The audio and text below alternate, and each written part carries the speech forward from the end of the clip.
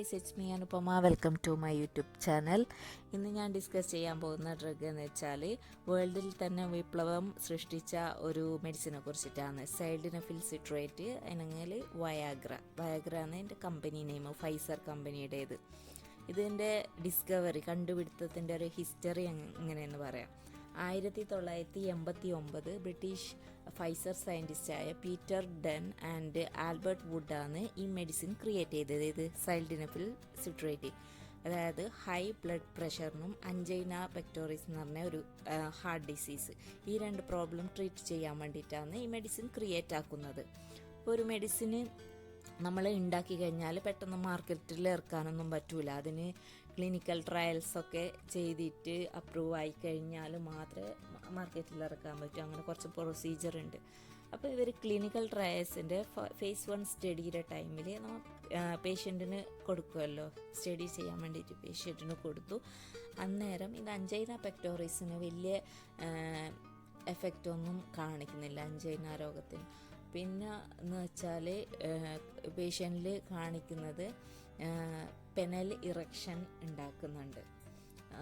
അതുകൊണ്ട് തന്നെ അന്നേരം ഫൈസർ കമ്പനി എന്താക്കിയെന്ന് വെച്ചാൽ ഈ മെഡിസിൻ ഇറക്റ്റൈൽ ഡിസ്ഫങ്ഷന് വേണ്ടിയിട്ട് മാർക്കറ്റിൽ ഇൻട്രൊഡ്യൂസ് ആക്കാനുള്ള പ്ലാൻ ഇട്ടു. അത് സക്സസ് ആവുകയും ചെയ്തു. 1996 FDA അപ്രൂവൽ കിട്ടിയിട്ട് അവർ പേറ്റൻറ്റും എടുത്തു ഈ മെഡിസിന്. ശേഷം മാർക്കറ്റിലിറക്കി ഗ്രേറ്റ് സക്സസ്സുമായി മെഡിസിൻ. അതായത് അന്നേരം ഈ മെഡിസിന് വെല്ലുന്ന വേറെ കെമിക്കൽ മോളിക്യൂളൊന്നും ഉണ്ടായിരുന്നില്ല മാർക്കറ്റിൽ. അതുകൊണ്ട് തന്നെ ഇങ്ങനെ ഇറക്ടൈൽ ഡിസ്ഫങ്ഷൻ ആയിട്ടുള്ള ആൾക്കാർക്കൊക്കെ ഡോക്ടേഴ്സ് ഇത് പ്രിസ്ക്രൈബ് ചെയ്യാൻ തുടങ്ങി.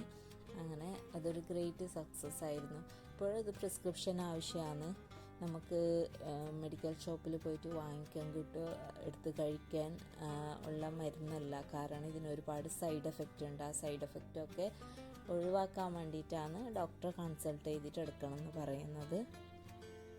ഇതെങ്ങനെ ഉപയോഗിക്കണം എന്ന് നോക്കാം. അതിന് മുമ്പായിട്ട് ആർക്കൊക്കെ ഉപയോഗിക്കാൻ നോക്കാം. ഒരു 35 years എബോവ്, 40 എബോവ് ഉള്ള ആൾക്കാർക്ക്, ഇറക്ടൈൽ ഡിസ്ഫങ്ഷൻ ഉള്ള ആൾക്കാർ, അല്ലെങ്കിൽ ടൈമിങ് പ്രോബ്ലം അങ്ങനെ റിലേറ്റഡ് ആയിട്ടുള്ള പ്രോബ്ലം ഉള്ള ആൾക്കാർക്ക് ഡോക്ടറെ കൺസൾട്ട് ചെയ്തിട്ട് എടുക്കാവുന്നതാണ്, അവരെ ഹെൽത്ത് ഇഷ്യൂസ് കൺസിഡർ ചെയ്തിട്ട്.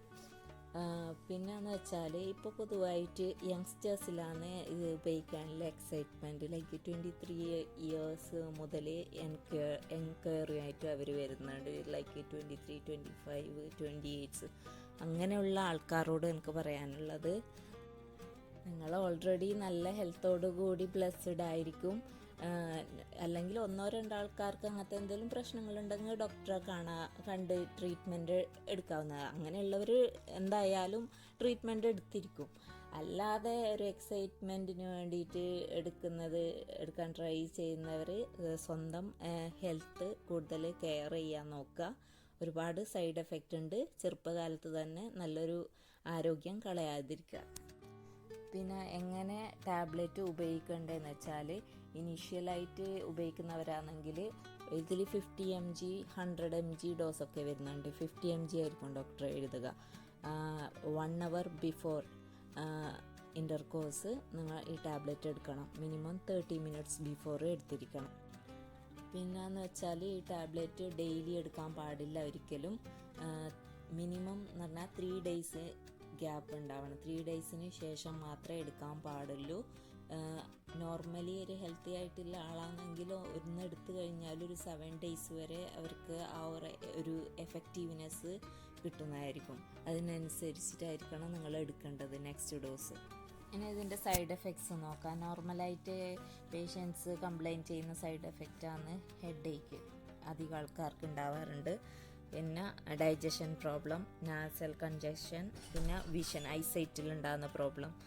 പിന്നെ റെയർലി ആയിട്ട് ഉണ്ടാകുന്നത് ഇറക്ഷൻ നീണ്ടു നിൽക്കുന്ന അവസ്ഥ, പ്രൊലോങ്ഡ് ഇറക്ഷൻസ്, പിന്നെ BP കുറയുക, മയോകാർഡിയൽ ഇൻഫെക്ഷൻ, അതായത് heart failure, stroke, intraocular pressure and hearing loss. ചിലപ്പോൾ കേൾവി ശക്തി കൂടി സഡൻ ആയിട്ടുള്ള ഹിയർ ലോസ് ഉണ്ടാവാനുള്ള റെയർ ആയിട്ടുള്ള സൈഡ് എഫക്റ്റ് ഇതിനുണ്ട്. പിന്നെ വേറെ ഏതെങ്കിലും മെഡിസിനുമായിട്ട് ഇതിന് ഇൻ്ററാക്ഷൻ ഉണ്ടോ എന്ന് ചോദിച്ചാൽ ഉണ്ട്. അതായത് HIV മെഡിസിൻസ്, HIV ഇൻഫെക്ഷന് മെഡിസിൻ കഴിക്കുന്ന ആ മെഡിസിനുമായിട്ട് ഇത് ഇൻറ്ററാക്ട് ചെയ്യും. പിന്നെ എറിത്രോമൈസിൻ എന്ന് പറഞ്ഞിട്ടുള്ളൊരു ആൻറ്റിബയോട്ടിക് ഉണ്ട്. പിന്നെ സിമെറ്റിഡിൻ എന്ന് പറഞ്ഞിട്ടൊരു ഗ്യാസ്ട്രിക് മെഡിസിൻ ഉണ്ട്. ഈ മെഡിസിനൊക്കെ ആയിട്ട് ഇത് ഇൻറ്ററാക്ട് ചെയ്യും. അപ്പോൾ അങ്ങനത്തെ മെഡിസിൻ കഴിക്കുന്നവർ ഡോക്ടറോട് പറയണം ഇന്ന മെഡിസിൻ കഴിക്കുന്നുണ്ട്, വേറെ ഏതെങ്കിലും മെഡിസിൻ കഴിക്കുന്നുണ്ടെങ്കിൽ.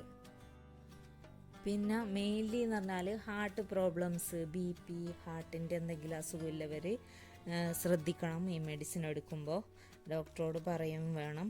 പിന്നെ പ്രത്യേകിച്ച് ഐസോസോർബൈഡ്, മോണോനൈട്രേറ്റ്, ഡൈനൈട്രേറ്റ്, സോഡിയം നൈട്രോപ്രോസൈഡ്, ആൽക്കൈൽ നൈട്രേറ്റ്സ് അതുപോലുള്ള ഏതെങ്കിലും മെഡിസിൻ എടുക്കുന്നുണ്ടെങ്കിൽ അത് കോൺട്രാ ഇൻഡിക്കേറ്റഡ് ആണ്. നിങ്ങൾ അലേർട്ടായിരിക്കണം, ഒരിക്കലും സൈഡിന്. പിന്നെ ഫീമെയിൽസിന് ഇത് ഉപയോഗിക്കാൻ പറ്റുമോ എന്നുള്ളൊരു ക്വസ്റ്റ്യൻ ഉണ്ടാവും. ഫീമെയിൽസിന് ഇത് ഉപയോഗിക്കാൻ പാടില്ല. ഫീമെയിൽസിന് അങ്ങനെ ഒരു താല്പര്യക്കുറവ് അങ്ങനെയെല്ലാം ഉണ്ടാകുന്ന പ്രശ്നങ്ങൾക്ക് വേറെ മോളിക്യൂൾസ് അവൈലബിൾ ആണ്.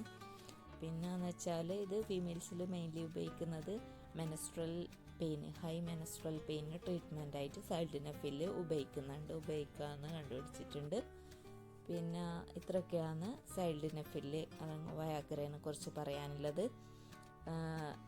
എന്തെങ്കിലും ഹെൽത്ത് ഇഷ്യൂസ് ഉള്ളവർക്ക് മാർക്കറ്റിൽ ഇപ്പോൾ അതല്ലാതെ വേറെ കുറേ ന്യൂ ജനറേഷൻ മോളിക്യൂൾ അവൈലബിൾ ആണ്, അതൊക്കെ ഉപയോഗിക്കാവുന്നതാണ്. വീഡിയോ ഹെൽപ്ഫുൾ ആണെന്നുണ്ടെങ്കിൽ ലൈക്ക് ചെയ്യാനും കമൻറ്റ് ചെയ്യാനും സബ്സ്ക്രൈബ് ചെയ്യാനും മറക്കരുത്. Thank you so much.